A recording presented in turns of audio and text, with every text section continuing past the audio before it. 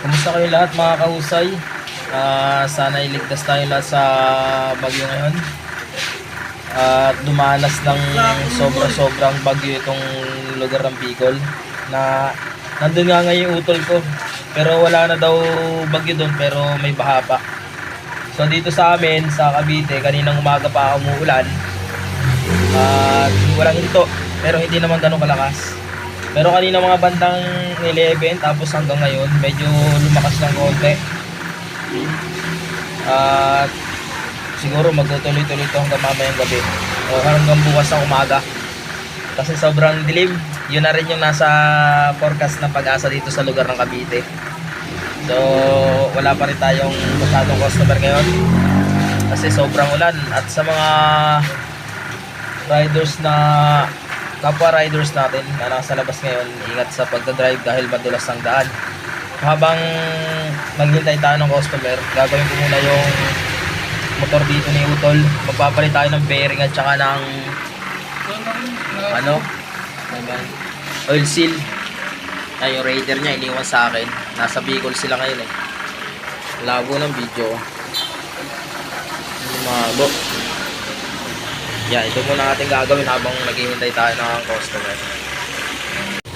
Yan, malakas na yung ulan ngayon dito sa amin. May storm signal na rin na signal number 2. Pero kahapon, puro hangin lang hanggang kagabi.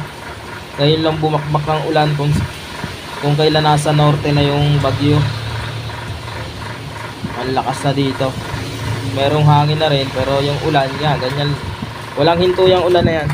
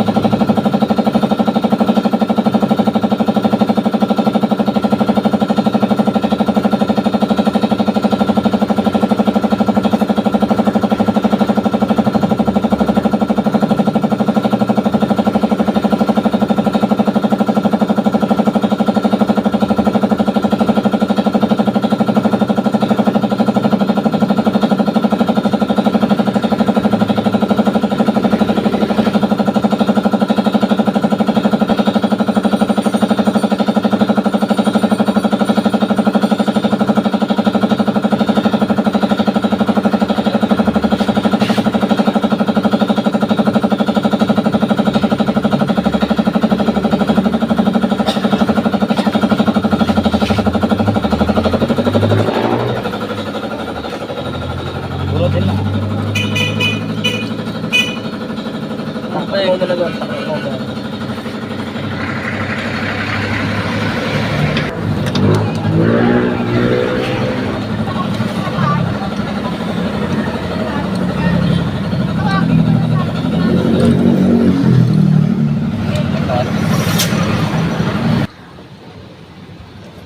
tagalin mo isa.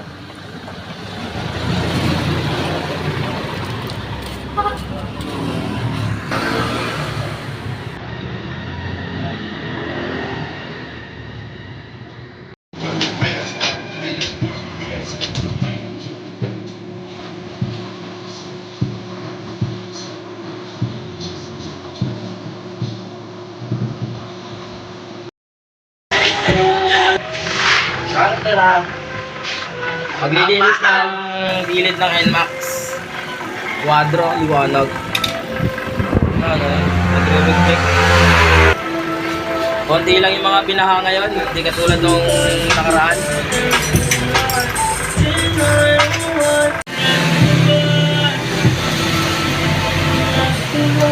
Palit bola rin yan, oh. Palit bola.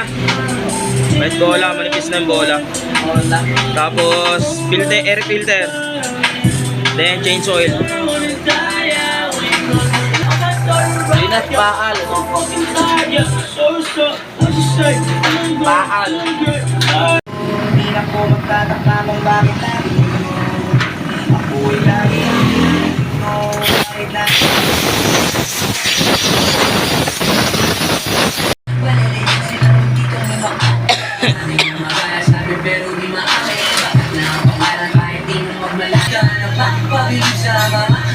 Baliktad sa loob.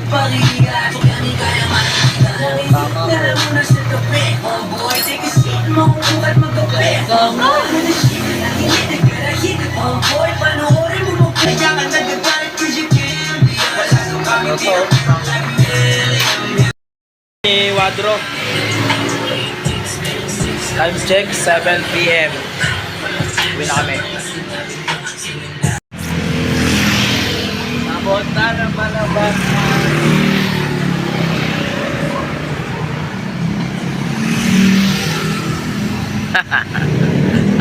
Patay mo na yun. Binasag mo no, yari ka kay mama mo. Binasag mo yung plato.